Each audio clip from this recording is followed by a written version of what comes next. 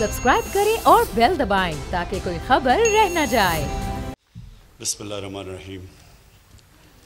इय्याका नअबुदु व इय्याका नस्तईन।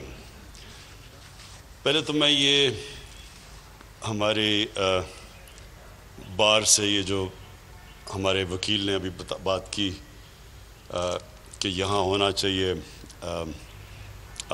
High court Faisalabad में, मैं बिल्कुल आपसे मुत्तफ़िक हूँ। हर डिवीज़न के अंदर होना चाहिए।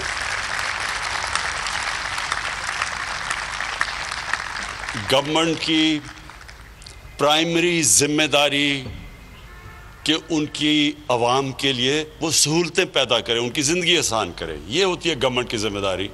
तो मैं तो बिल्कुल इसमें बिलीव करता हूँ कि हम डिवॉल्व करें, लोगों को दूर दूर जाना ना पड़े, घर बैठे बैठे उनको चीज़ें हों जो इंशाल्लाह जो लोकल गवर्नमेंट सिस्टम हम नया लेके आ रहे हैं, ये पाकिस्तान की तारीख़ में सबसे बेहतरीन।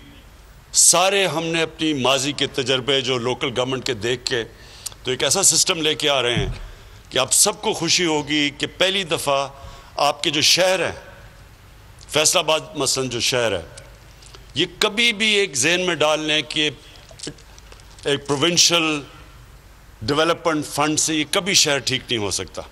ना लाहौर, अगर हम ये समझें कि जो जो जो डेवलपमेंट फंड पंजाब का उससे लाहौर चलाएंगे, अगर आप लाहौर के ऊपर पैसा खर्च करेंगे बाकी पंजाब के इलाके पीछे रह जाएंगे। सारी दुनिया के अंदर जो शहर होते हैं जो कामयाब, मैं आपको दुनिया के मॉडल्स बता रहा हूँ कि लंदन है, न्यूयॉर्क है, पेरिस है, बल्कि तेहरान में मैंने जो जाके देखा, और बल्कि अब मुंबई के अंदर भी वही सिस्टम है। सब शहरों के अपने, अब वो शहर इस तरह चलता है जिस तरह एक मुल्क चल रहा है। उसका अपना मेयर होता है, इलेक्टेड मेयर होता है, जिस तरह लंदन का मेयर इलेक्टेड है, उसकी फिर पूरी कैबिनेट होती है। तो सारे लंदन के मसले लंदन में हल होते हैं और वो फिर अपने पैसे इकट्ठे करता है। अब फैसलाबाद जैसा शहर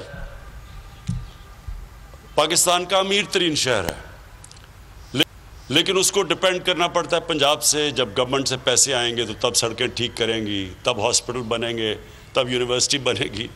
ऐसे मॉडर्न सिटीज़ नहीं चलती।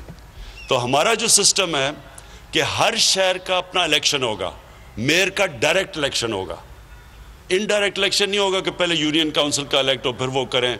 उसके अंदर पैसा चल जाता है बदकिस्मती से, वो पैसे दे के वो बन जाते हैं। वो बड़ा सिस्टम फेल हो चुका है। डायरेक्ट इलेक्शन मेयर का होगा, फिर मेयर अपनी कैबिनेट सेलेक्ट करेगा, उसके अंदर एक्सपर्ट्स होंगे, पानी के एक्सपर्ट्स होंगे, उसके अंदर एजुकेशनिस्ट होंगे।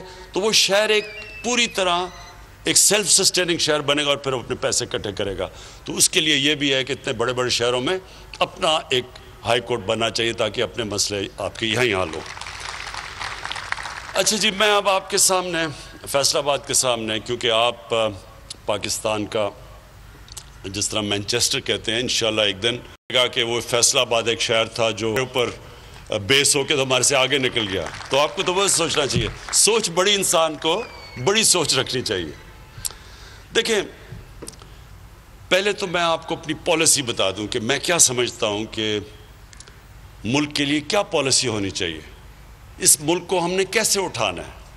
इस वक्त तो हमने ये सोचना ना कि एक पाकिस्तान जिसके ऊपर तारीखी कर्जे चढ़े हुए हैं, पाकिस्तान की तारीख में जो हमें 2018 का पाकिस्तान मिला, पाकिस्तान की तारीख में कभी इतना ज़्यादा कर्जा मुल्क पे अंदरूनी और बैरूनी कभी इतना कर्जा नहीं चढ़ा हुआ था, कभी इतने बड़े खसारे नहीं थे। जो भी हमाद ने तकरीर में बताया कि जो हमारा ट्रेड करंट अकाउंट डेफिसिट था वो 20 अरब डॉलर का था, पाकिस्तान की तारीख का सबसे बड़ा डेफिसिट। यानी कि कभी भी कोई मुल्क आगे बढ़ ही नहीं सकता, कभी भी कोई मुल्क की सेहत अच्छी हो ही नहीं सकती जबकि अगर उसके मुल्क के अंदर जो डॉलर्स अंदर आ रहे हैं वो कम है और जो मुल्क के बाहर डॉलर जा रहे हैं वो ज़्यादा है। यानी ये जब तक खसारा है, ना उस मुल्क की सेहत कभी ठीक हो सकती है, ना जो क्रेडिट एजेंसीज हैं दुनिया की वो कभी भी कहेंगे कि जी मुल्क की रेटिंग अच्छी है। वो हमेशा उस मुल्क को कहेंगे कि ये थोड़ी देर के बाद ये क्राइसिस में चला जाएगा। और सबसे बड़ा क्राइसिस क्या आता है कि उसकी करेंसी डिवैल्यू हो जाती है। जब जितना बड़ा आपका करंट अकाउंट डेफिसिट, उतना प्रेशर आपकी کرنسی پہ پڑتا ہے، اور جب کرنسی گرتی ہے تو کیا ہوتا ہے؟ مہنگائی آ جاتی ہے۔ ہمیں بڑا برا بھلا کہا گیا جی مہنگائی کا، لیکن پوچھیں کہ مہنگائی کے پیچھے وجہ کیا تھی؟ سب سے بڑی وجہ یہ کہ جو ٹریڈ گیپ تھا پاکستان کا، کہ کتنی پاکستان کے اندر امپورٹس آ رہی ہیں اور پاکستان کتنی ایکسپورٹس کر رہا ہے، اس میں اس ملک کی تاریخ کا وہ خسارہ تھا 40 ارب ڈالر کا، جو آج تک کبھی ملک اس کے قریب بھی نہیں گیا۔ جب 40 ارب ڈالر کا ٹریڈ گیپ ہو تو اس میں ملک کے کرنسی نے تو گرنا ہی ہے، اور کرنسی کو کیسے بچایا ہوا تھا؟ پہلے ہی ہمارے پاس ریزروز کم تھے، فورن کرنسی ریزروز، وہ ریزروز بھی بلڈ اپ کر رہے ہیں قرضے لے کے ریزروز بلڈ اپ کر رہے ہیں، اور وہ ریزروز کو خرچ کر رہے ہیں روپے کو سٹیبل رکھنے کے لیے۔ اور وہ جو پیسہ تقریباً میرے خیال میں 15 یا 20 ارب ڈالر انہوں نے 5 سال میں صرف پھینکا روپے کو اوپر رکھنے کے لیے، اس سے کہ آرٹیفیشلی روپے کو اوپر رکھا، ریزروز بھی اپنے ضائع کر دیے، اور سب سے زیادہ نقصان اپنی ایکسپورٹرز کو اور اپنی انڈسٹری کو پہنچایا، کیونکہ امپورٹ سستی ہو گئی ہیں، ایک تو انڈسٹری ادھر مار کھا گئی، اور جب ایکسپورٹس مہنگی ہو گئی تو ایکسپورٹس ہو نہیں رہی تھی تو ہماری ایکسپورٹس بھی گر گئی۔ تو جو ہمیں پاکستان ملا تھا وہ سب سے مشکل حالات میں، اور یہ بالکل ٹھیک کہہ رہا ہے کہ اسد عمر نے مجھے جب فائنانس منسٹر تھے تو انہوں نے مجھے بتایا کہ ہم لوگوں کو بتا نہیں سکتے کہ ہمارے پاس پیمنٹس دینے کے پیسے نہیں ہیں، کیونکہ اگر لوگوں کو پتہ چل جائے گا تو روپے کے اوپر رن ہو جائے گی، یعنی روپے اور گر جائے گا۔ اس لیے ہم بڑے مشکل وقت سے گزرے تھے، اور ہمارے باہر کے دوستوں نے ہماری اس وقت مدد کی جس کی وجہ سے ہم ڈیفالٹ سے بچ گئے۔ اور ڈیفالٹ آپ کو پتہ ہے، ڈیفالٹ کا مطلب یہ کہ روپے کے اوپر سیدھا پریشر روپے پہ جانا تھا، ہماری باہر ٹریڈنگ رک جانی تھی، ایکسپورٹس رک جانی تھی، اور روپے نے اور مزید گر جانا تھا۔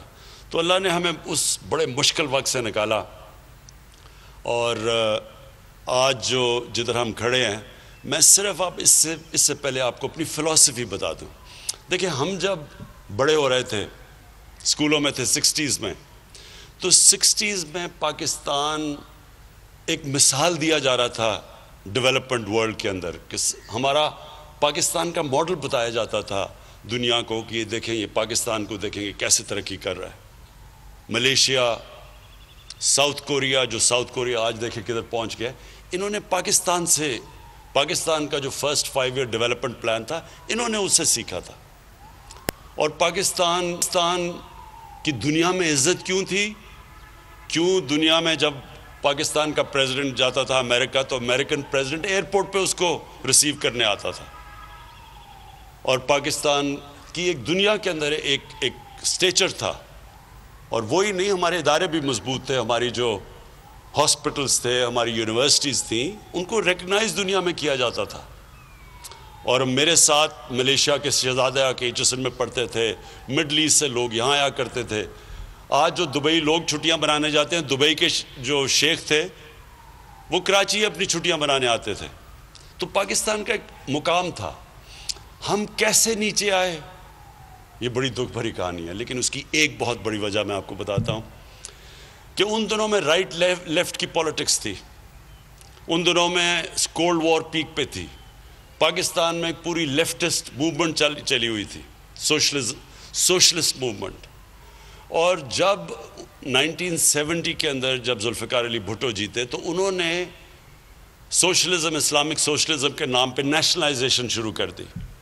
جب انہوں نے نیشنلائزیشن شروع کی تو اس وقت پاکستان کی انڈسٹری بھی ڈیولپ ہو رہی تھی، ہمارے بینک، پرائیویٹ بینکس بھی تھے، یعنی پاکستان ایک بڑی اوپر کی ٹریجیکٹری پہ جا رہا تھا۔ لیکن کہا یہ جاتا تھا کہ 22 خاندانوں کے اندر ساری پاکستان کی دولت محدود ہو گئی۔ یہ 22 خاندان کا پورا ایک چلا کہ پاکستان میں تھوڑے سے لوگوں کے پاس پیسہ جمع ہو گیا۔ ہونا کیا چاہیے تھا؟ دیکھیں، ہمیشہ اپنی زندگی کا تجزیہ انسان کو کرنا چاہیے۔ کامیاب انسان ہمیشہ اپنی زندگی کو سوچتا ہے کہ میں کیا کر سکتا تھا تو بہتر ہو سکے۔ کامیاب ادارے بھی یہی کرتے ہیں، سارا وقت اپنی انالیسز کرتے ہیں کہ ہم کیسے اپنے آپ کو بہتر کر سکتے ہیں۔ جب ماضیوں کو اب مانتے ہیں تو اب اوپر جاتے ہیں۔ ہم نے کیا غلطی کی؟ ہم نے بجائے اس کے کہ جو اگر پیسہ تھوڑے سے خاندانوں کے پاس چلا گیا تھا تو قانون ایسے لے کے آتے کہ وہ پیسہ نیچے چلا جاتا، غریبوں کے اوپر جو چائنا نے کیا ہے. چائنا نے جیسے جیسے پچھلے 30 سال میں انڈسٹریلائز ہوا اور ان کی دولت بڑھتی گئی تو انہوں نے وہ پیسہ استعمال کیا لوگوں کو غربت سے نکالنے کے لیے. اور انسانی تاریخ میں کبھی بھی اتنے زیادہ لوگ غربت سے نہیں نکلے 30 سال میں جو انہوں نے 70 کروڑ لوگوں کو چائنا نے غربت سے نکالا. ویلتھ کریٹ کی، دولت بڑھائی، اس دولت سے انہوں نے لوگوں کو غربت سے نکالا. ہمیں بھی یہی کرنا چاہیے تھا.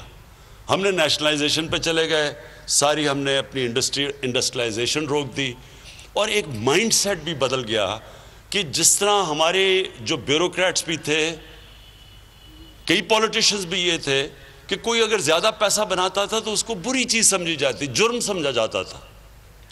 کبھی بھی ایک معاشرہ آگے نہیں بڑھ سکتا جب آپ پروفٹ میکنگ کو، منافع کمانے میں اگر آپ اس کو جرم کہہ دیں.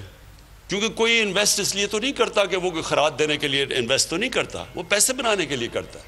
لیکن ہاں جائز طریقے سے پیسہ بنائے، ٹیکس بھی دے، پروفیٹیرنگ نہ کرے. یہ جو اس کو چینی کا مافیا ہے، انہوں نے یہ جو بھی کمپٹیشن کمیشن کی رپورٹ آئی ہے تو انہوں نے تو یہ کہا کہ انہوں نے ملک کے کارٹلائزیشن کی ہے، منوپلی بنا کے تو چینی کی قیمت اوپر لے کے گئے.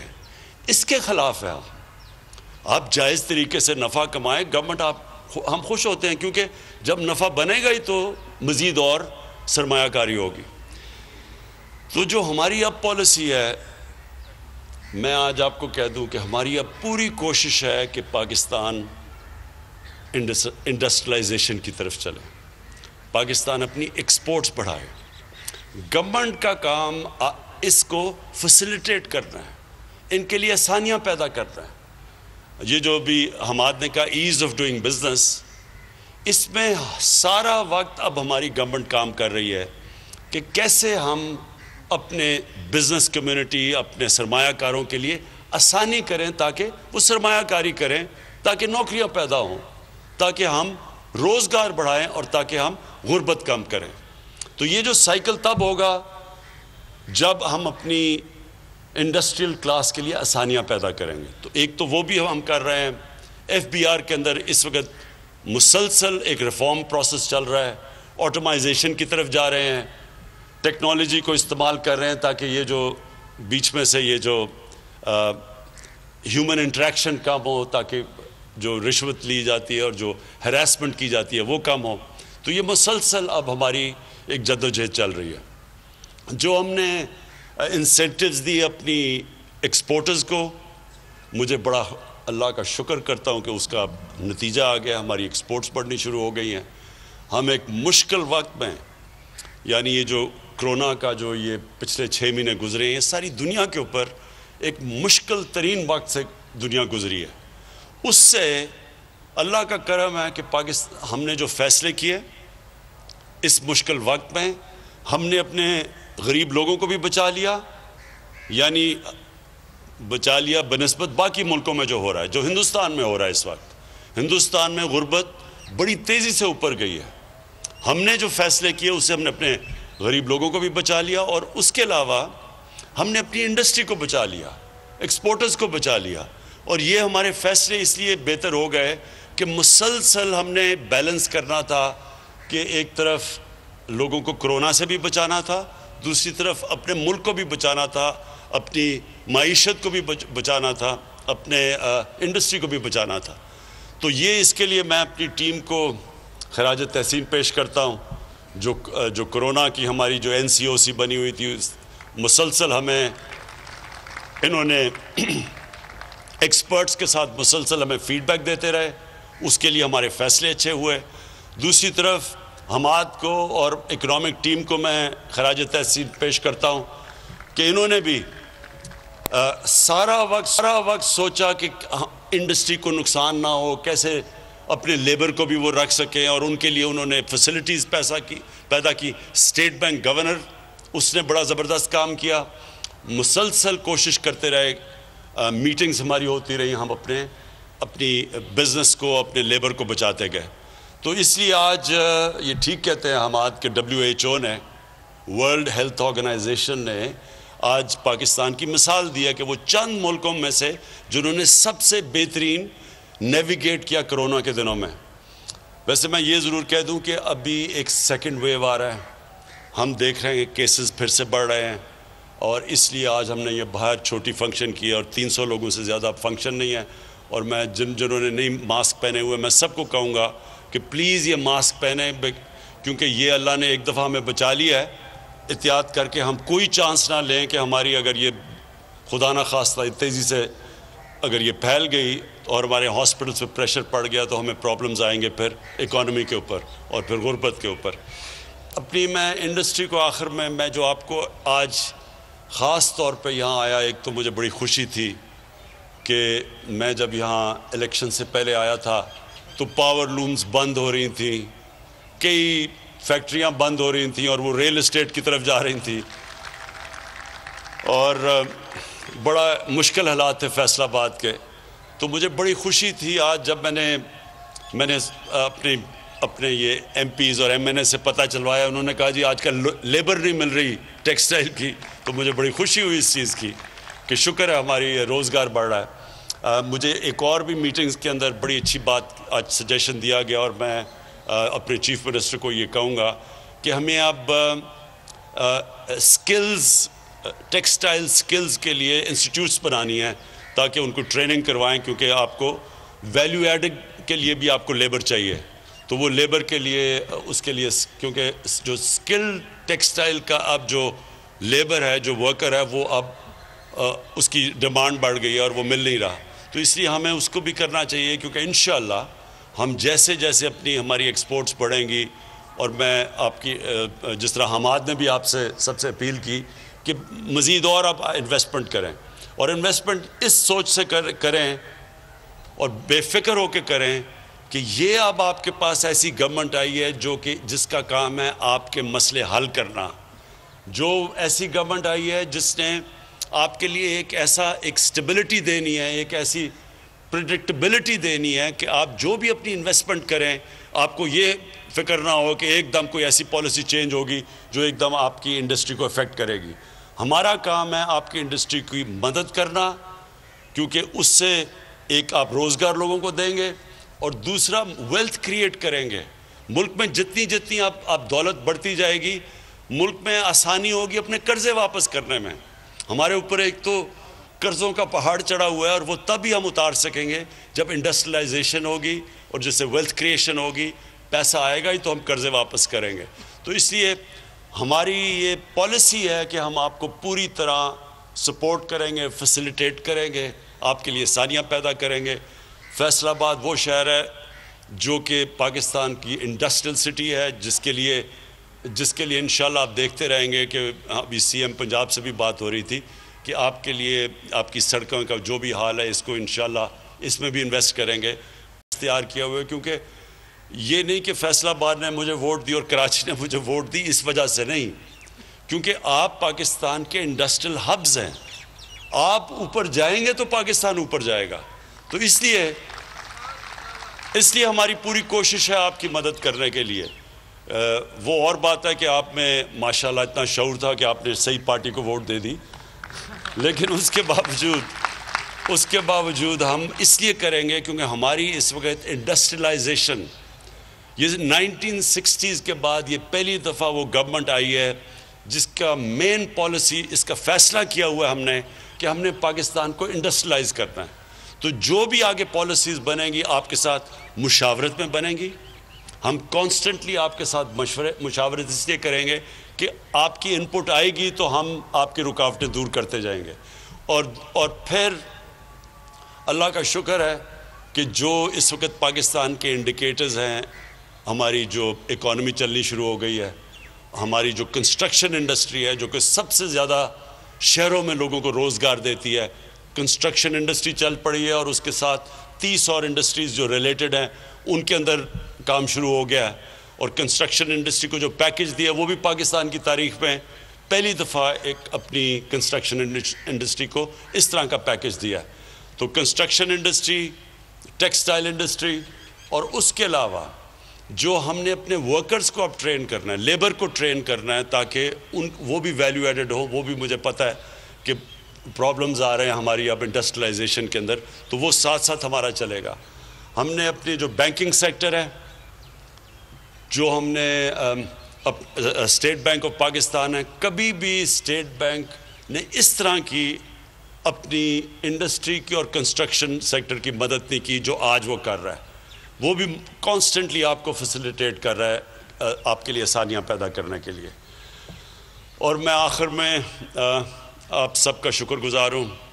میں جو پاکستان کی جو انڈسٹریلسٹ یہاں بیٹھے ہوئے ہیں، آپ کو پھر سے آخر میں شور کرتا ہوں کہ ہمارا انٹرسٹ یہ ہے کہ آپ جس طرح ایک دفعہ 60s میں انڈسٹریز کو پوری طرح پروموٹ کیا گیا تھا اور اس کی وجہ سے پاکستان آگے نکل گیا تھا سارے خطے میں، اسی طرح اب بھی ہم آپ کو کریں گے.